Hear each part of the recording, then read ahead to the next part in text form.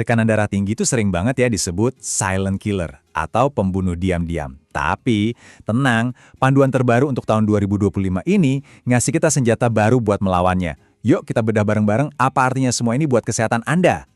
Oke, pertama-tama kita perlu paham dulu nih, seberapa besar sih masalah ini?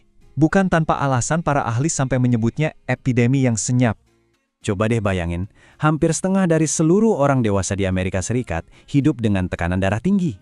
Ini bukan sekedar angka statistik loh, ini adalah tantangan kesehatan publik yang luar biasa besar, yang mempengaruhi jutaan orang setiap harinya. Nah, lihat deh grafik ini. Ada yang menarik banget di sini. Tingkat kesadaran atau awareness itu cukup tinggi. Artinya banyak orang tahu kalau mereka punya hipertensi. Tapi coba lihat batang yang paling kanan, kontrol. Itu yang paling rendah. Ini masalah utamanya. Tahu punya masalah itu beda banget sama berhasil mengendalikannya. Jadi sebenarnya apa sih arti angka-angka yang muncul di alat tensi itu? Nah, panduan baru ini ngejelasin semuanya dengan sangat gamblang. Ini dia kuncinya.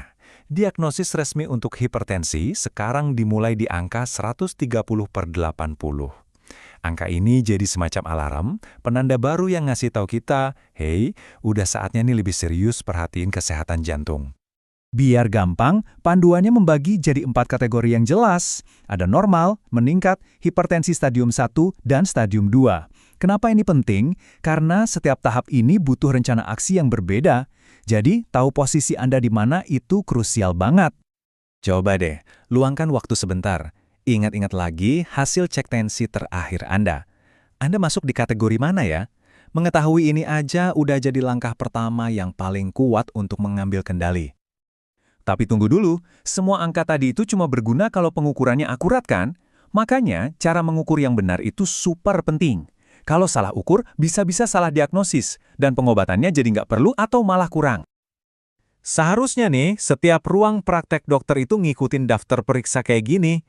Kelihatannya sepele ya, kayak duduk tenang dulu 5 menit, kakinya jangan disilang, terus pakai ukuran manset yang pas. Tapi percayalah, semua ini ngaruh banget ke akurasi hasilnya.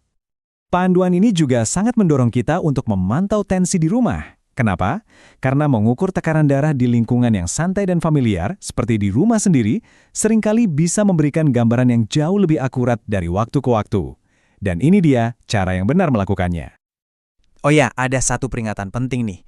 Walaupun gadget canggih kayak smartwatch itu keren banget, panduan baru ini secara tegas ngasih peringatan untuk jangan dulu bergantung pada alat-alat tanpa manset untuk keputusan medis. Untuk saat ini, akurasinya dianggap belum cukup. Oke, kita udah tahu angka kita, dan kita juga udah tahu cara ngukurnya yang benar.